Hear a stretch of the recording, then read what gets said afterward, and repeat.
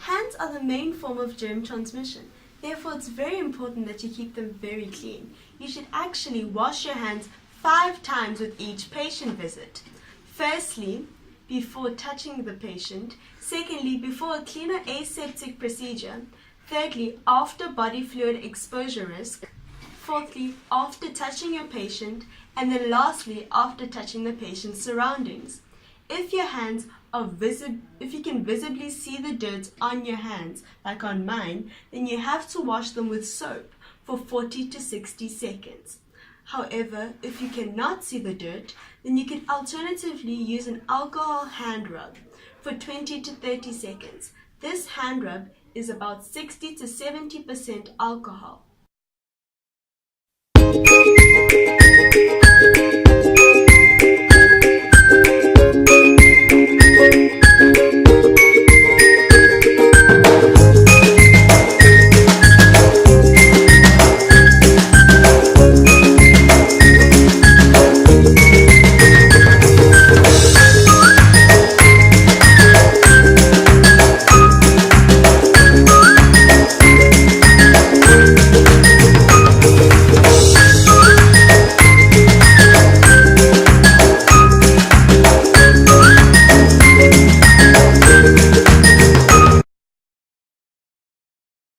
Good afternoon, sir. My name is Sarah Kayembe. I am a first-year medical student. I'm going to be doing your general examination. Do I have your consent? Yes. Perfect.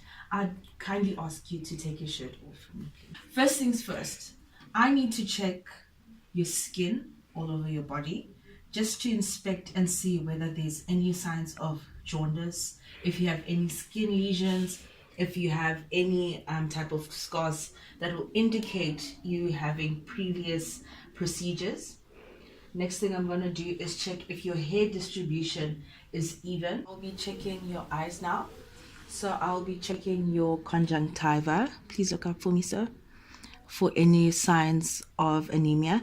And I'll be checking your sclera. Look down for me for any signs of jaundice. Next, I will be checking your mouth. Please open your mouth for me and pull out your tongue. There's no signs of central cyanosis. And then there's no sign of anemia on your buccal mucosa. Please close your mouth. And there's also no peripheral cyanosis on your lips. Next thing I'm going to be checking is your hands. I'll be checking for clubbing. In order to do that, I'll need to rock the nail bed and also press slightly or lightly on the proximal part of the nail. Would you kindly do this for me? Have your nail beds directly against each other. This is called the Shamroth test, and it is also a test that we use in order to check if you have clubbing, which you do not. Next thing I'm going to be checking is whether your hands have any sign of peripheral cyanosis. And also your nail beds are nicely pigmented. They are not pale. If they were pale, it would be indicative of you having anemia. Your hands also are not sweaty, and there's no pallor on the palm of your hands or any type of erythema. And then afterwards, I'd like for you, please, to lay down for me. All right, next thing I'll be checking is whether you have edema. And to do that, I'll need to lightly press my 2 fingers onto the distal part of your tibia for about a few seconds. And we are hoping that it will bounce back, indicating that there's no edema. If you did have edema, there would be a pit formation. No edema. And then now I'm going to also be checking whether you have sacral edema. And to do that, I'll need to lightly palpate on the sacrum for about 10 seconds.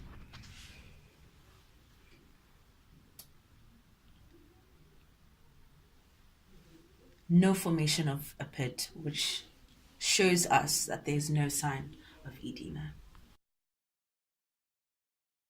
I'm Azizita Madasa, a first-year medical student, and I'll be assessing your arterial pulses. Do I have your permission? Sure. Okay. I'll begin by assessing your carotid pulse, which is right here. Can I have You lie down, sir. This determines your rate, rhythm, character, and volume.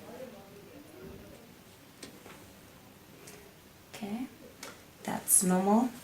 I'll then assess your brachial pulse. This also determines your rate and rhythm.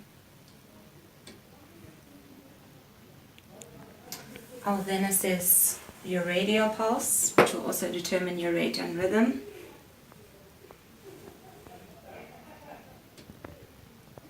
And the other pulses that I could possibly assess are your popliteal pulse, your posterior tibialis, and your dorsalis pedis.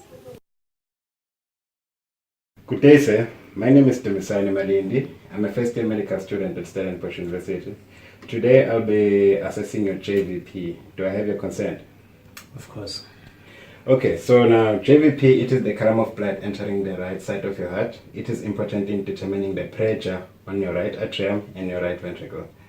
So in assessing the JVP, it is important that you, the patient, is resting at an angle of 45 degrees and that there is proper lighting. Otherwise, it will be very difficult for me to identify the JVP. So right now, sir, I'm going to ask you, can you please turn your head to the left? Okay, so in doing this, I'm trying to expose the sternocleidomastoid muscle, which is this muscle over here. And now I'm going to locate the sternal head, which is here, the clavicular head, which is here. And then I'm going to look for pulsation in this region. Now, it is important to know the difference between the carotid pulse and the JVP, otherwise you'll confuse the two. The carotid pulse, it is palpable, and if you press the abdomen, its visibility doesn't change, and lastly, it's in a single waveform. Whereas the JVP, it's not palpable. If you press the abdomen, its visibility becomes prominent, and it's in a double waveform. So right now I'm gonna look for pulsation. Okay, I see a pulsation here. Is it palpable? No, it's not. So if I press the abdomen, it becomes even more visible. So then now I know that this is my JVP. So right now I'm going to measure the JVP height. In doing this, I'm going to use two rulers. One I'm going to place on your sternal angle, and the other one I'm going to place horizontally from your JVP. The JVP height, it shouldn't be more than 3 centimeters, otherwise it will indicate venous distension, which basically implies that you've got right heart failure. So now let's measure your JVP height.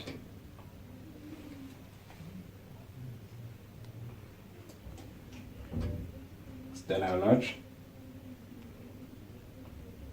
sternal angle, and then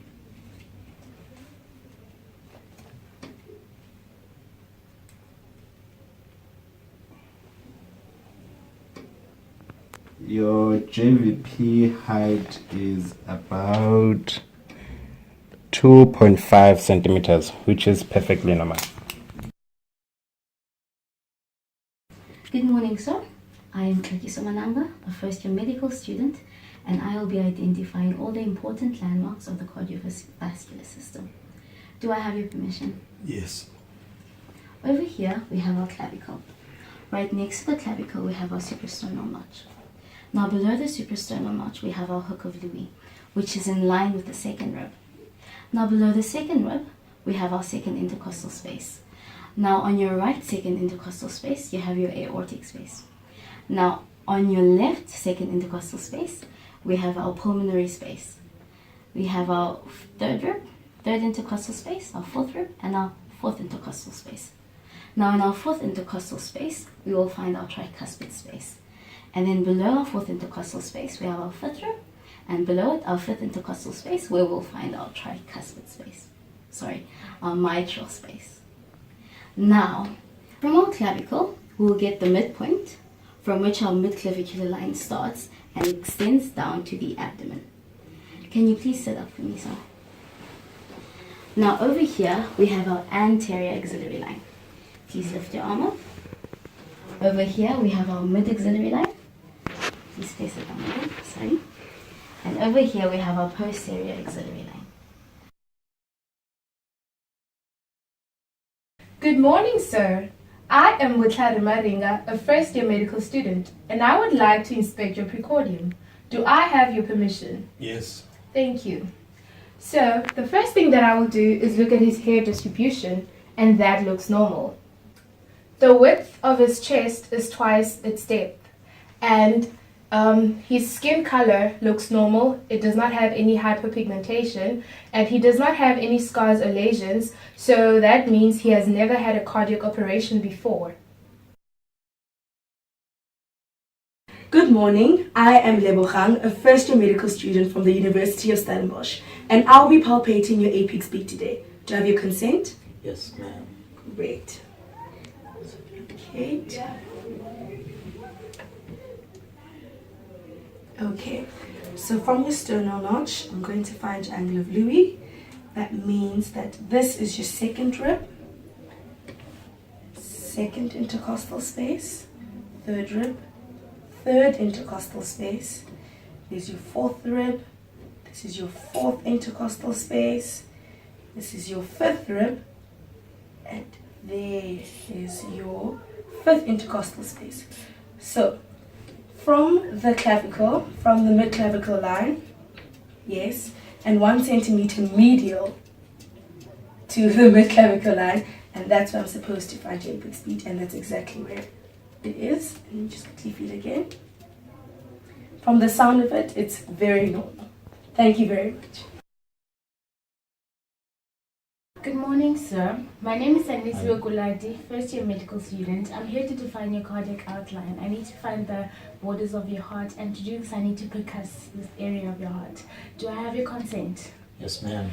Okay, first I'll need to find the sternal notch, which is here, and then I have to move downwards to the hook of Louis, where your second rib is located. So I need to move downwards into your second intercostal space where I need to percuss, and it's resonant. Third intercostal space, also resonant. Fourth one. Okay, this is where the downness begins. So that's the border of your heart, the first one. So then I have to be moving on to the from the mid axillary line upwards. So resonant, resonant, resonant. Okay, downness. That's the lateral border of your heart, and everything is still in place. Good morning, sir. My name is Lebogang. I'm a first-year medical student at Stellenbosch University, and today I will be auscultating your precordium. Is that okay? Yes. So the first thing that I will be doing is to identify the landmarks as well as the vulvar areas where I will be auscultating. And the first landmark is the sternal notch. Going down, we find the first bump, which is the sternal angle, and then the sternal angle is in line with the first rib, the second intercostal space just below it, and on the right border of the sternum, this is where we find our first valve, which is the aortic vulvar area, and then in the second intercostal space, but on the left border of the sternum, this is where we find the pulmonary valve area. And then, okay, third rib, third intercostal space, fourth rib, fourth intercostal space. This is where we find our tricuspid valve area on the left border of the sternum. And then fifth rib, fifth intercostal space. Here's our clavicle, mid-clavicular line, 1 centimeter medial to the mid-clavicular line. This is where we find our mitral area. Now, on our mitral area, this is where we measure, or rather, this is where the S1 heart sound is heard best. So I'll be auscultating for that.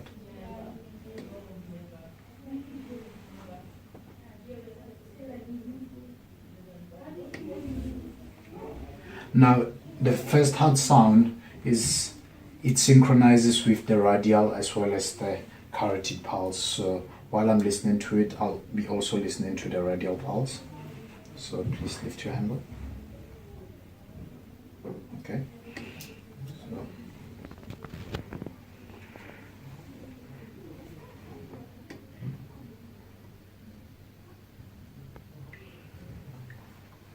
Yes, they synchronize, and our first heart sound, it represents the closure of the mitral as well as the tricuspid area. At the same time, it also represents the beginning of a systole or ventricular contraction. Now I'll be auscultating all the other areas, and I'll be culminating with auscultating the aortic area, which is where we find our second heart sound.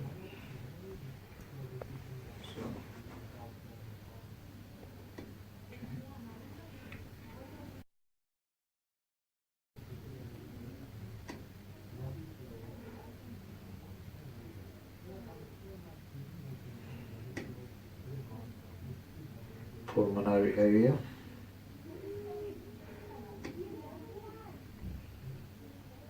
And then I'll be listening to the second heart sound on the aortic area.